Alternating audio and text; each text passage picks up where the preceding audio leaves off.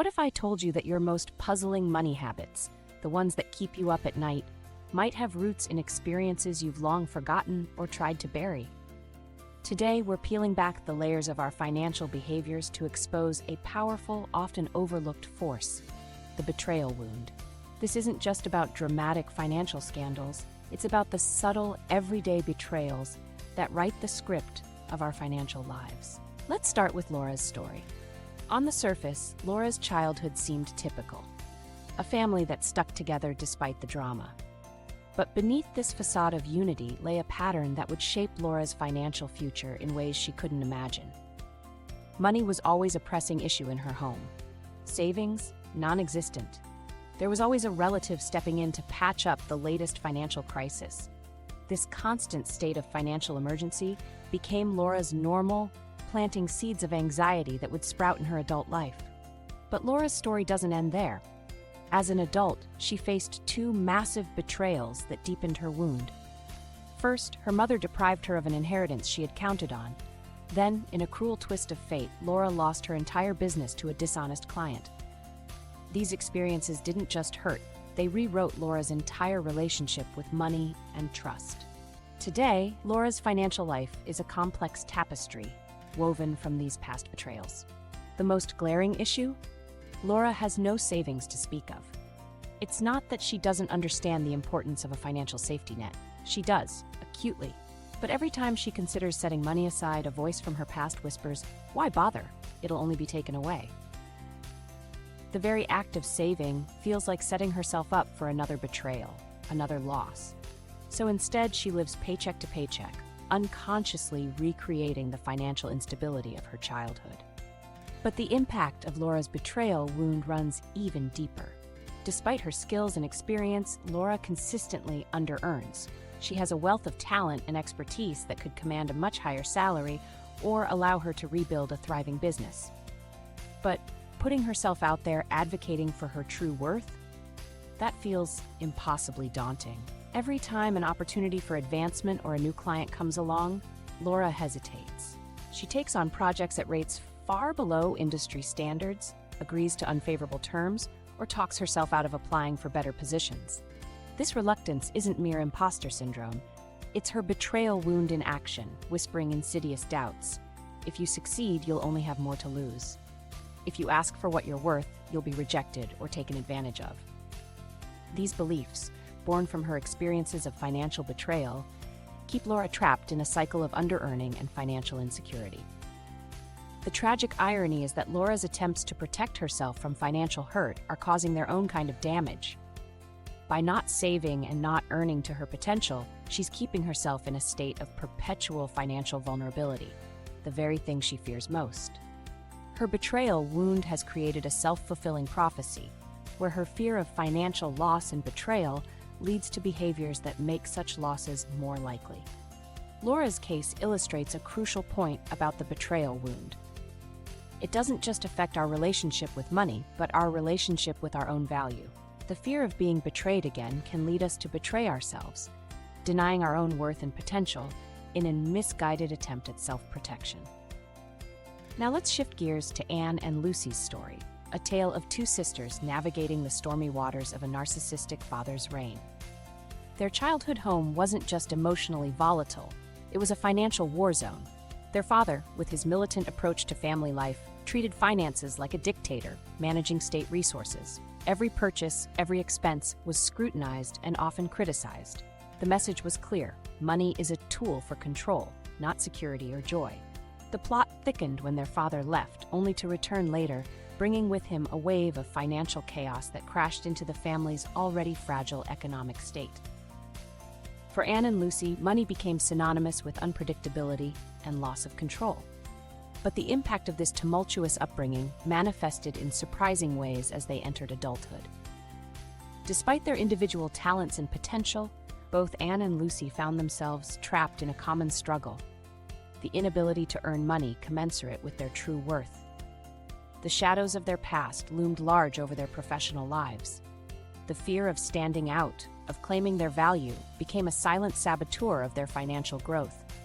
Anne, once a promising marketing executive, consistently undersold her skills in job interviews and salary negotiations. She'd rather settle for less than risk the conflict and criticism she associated with asserting her worth. Lucy, a gifted artist, routinely underpriced her work, subconsciously believing that financial success might somehow invite the chaos and control she experienced in childhood. But their struggle didn't end with earning. Both sisters developed a pattern of squandering money on purchases that offered little long-term value or growth. It was as if they were subconsciously recreating the financial instability of their youth, never allowing themselves to feel too secure or successful. Their random purchases weren't just about retail therapy. They were a way of ensuring they never accumulated enough wealth to become a target for control or manipulation, as they felt they had been in childhood. This pattern, under-earning, coupled with misguided spending, created a perfect storm of financial stagnation. Despite their efforts, Anne and Lucy found themselves trapped in a cycle that kept them from building the financial stability and independence they craved. Their betrayal wound whispered a contradictory message. Reject anyone who's trying to control you financially, but don't you dare become too financially powerful either. These stories illustrate a crucial point. Our financial behaviors aren't just about numbers and logic. They're deeply emotional, rooted in our earliest experiences with money and trust. The betrayal wound doesn't discriminate. It can stem from dramatic events like Laura's losses or from the slow erosion of trust seen in Anne and Lucy's childhood. So how do we begin to heal these invisible scars? Let's start with the financial timeline exercise. Take a piece of paper and draw a line representing your life. Mark significant financial events, both positive and negative. Include memories of how money was handled in your childhood home, your first job, major purchases, and yes, moments of betrayal. This visual representation can help you identify patterns and understand how past experiences might be influencing your current financial decisions. Another powerful technique is the Trust Rebuilding Journal. Each day, write down one small financial action you took that required trust, whether it's checking your bank balance without anxiety, discussing money openly with a partner, or even just paying a bill on time. Over time, this practice helps rewire your brain, showing you that not every financial interaction ends in betrayal. For those grappling with deep-seated trust issues around money, the financial safe space visualization can be transformative. Close your eyes and imagine a place where you feel completely safe and in control of your finances. What does it look like? How does it feel to handle money without fear or anxiety?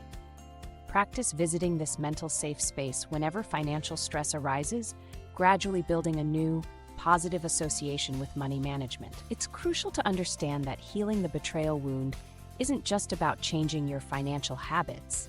It's about rewriting your entire narrative around money and trust. This might mean seeking therapy to process childhood traumas, joining support groups for financial empowerment, or working with a financial advisor who understands the emotional complexities of money management. For financial professionals, recognizing the signs of a betrayal wound in clients is crucial.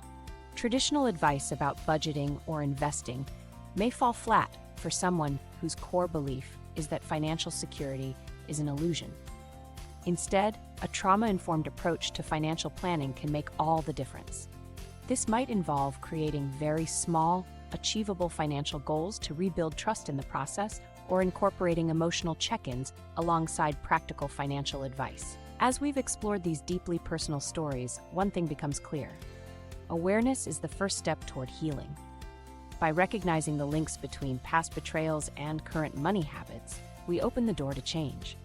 This doesn't mean dismissing valid financial caution or ignoring real risks. Instead, it's about discerning between genuine wisdom and reactions born from old wounds. Remember, healing is a journey, not a destination. Every time you choose to trust, whether it's opening a savings account, investing in your future, or simply sharing a financial goal with a loved one, you're rewriting your money story. You're telling your wounded self, it's safe to believe in financial stability and trust again. The next time you find yourself hesitating over a financial decision, pause. Ask yourself, is this my authentic wisdom speaking, or is it the echo of an old betrayal? By bringing consciousness to these moments, you create space for new, healthier financial patterns to emerge. If this exploration of the betrayal wound and its financial impact has resonated with you, know that you're not alone.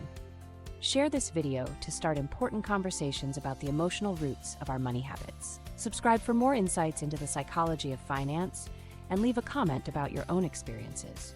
Your story might be the key that unlocks someone else's path to financial healing. Thank you for watching.